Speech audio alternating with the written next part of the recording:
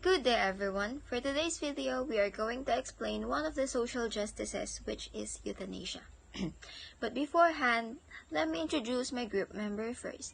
I am Ria Rose de la Paz, together with Lorraine Camille Balagtas, Kim Ravenet de la Cruz, Aljon Carampil, and lastly, Janelle Fertes. Let us proceed to our topic. Euthanasia is a practice of ending the life of a patient to limit the patient's suffering. The patient in question would typically be terminally ill or experiencing great pain and suffering. The word euthanasia itself comes from the Greek words eu, which means good, and thanatos, which means death. The idea is that instead of condemning someone to a slow, painful, or undignified death, euthanasia would allow the patient to experience a relatively good death. There are different practices fall under the label euthanasia. Here are some distinctions demarcating different versions. Active euthanasia is killing a patient by active means.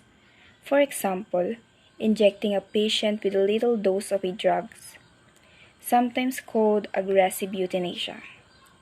Passive euthanasia is intentionally letting a patient die by withholding artificial life support such as a ventilator or feeding tube.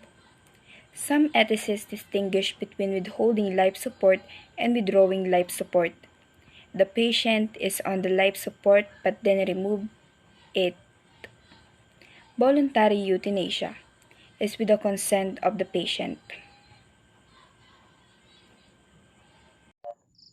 Involuntary euthanasia, without the consent of the patient. For example, if the patient is unconscious and his or her wishes are unknown. Some ethics distinguish between involuntary or against the patient's wishes and non-voluntary without the patient's consent, but wishes are unknown forms. Self-administered euthanasia. The patient administers the means of death. Other administered euthanasia. A person's other than the patient administers the means of death. Assisted. The patient administers the means of death, but with the assistance of another person, such as physician. There are many possible combinations of the above types, and many types of euthanasia are morally controversial. Some types of euthanasia, such as assisted voluntary forms, are legal in some countries. Some instances of euthanasia are relatively uncontroversial. Killing a patient against their will, involuntary, aggressive, or active, or other administered, for instance, is almost universally condemned. During the late 1930s and the early 1940s, in Germany, Adolf Hitler carried out a program to exterminate children with disabilities with or without their parents' permission. Under the guise of improving the Aryan race and reducing costs to society, everyone now thinks this kind of euthanasia in the service of a eugenics program was clearly morally wrong. The Holocaust.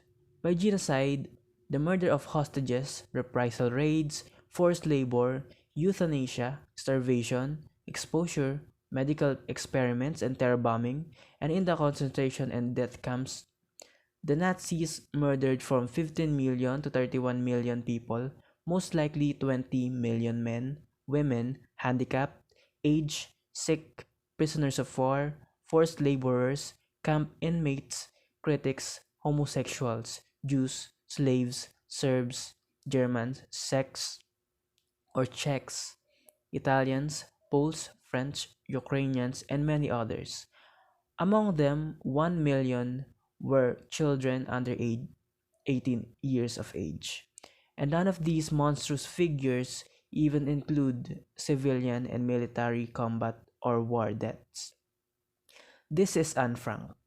She is the author of The Diary of the Young Girl, or then titled Behind the House. She wrote everything about their life while hiding in the attic during the Holocaust, but unfortunately, someone told the Nazis where they hid. She was one of the victims of Holocaust. Anne was killed by genocide, a type of euthanasia which kills Jews by poisoning them in concentrating camp during the World War II. History. In 1870, Samuel Williams first proposed using anesthetics and morphine to intentionally end a patient's life. Over the next 35 years, debates about the ethics of euthanasia raged in United States and Britain, culminating in 1906 in an Ohio bill to legalize euthanasia, a bill that was ultimately defeated. Aristotle. According to Aristotle, the dead are more blessed and happier than the living, and to die is to return to one's real home. Regarding the question as to whether in killing oneself one has to violate justice, Aristotle says that it is not the individual but the society that has been unjustly treated by the lawbreaker, and for this reason, the latter should be punished by burial in disgrace.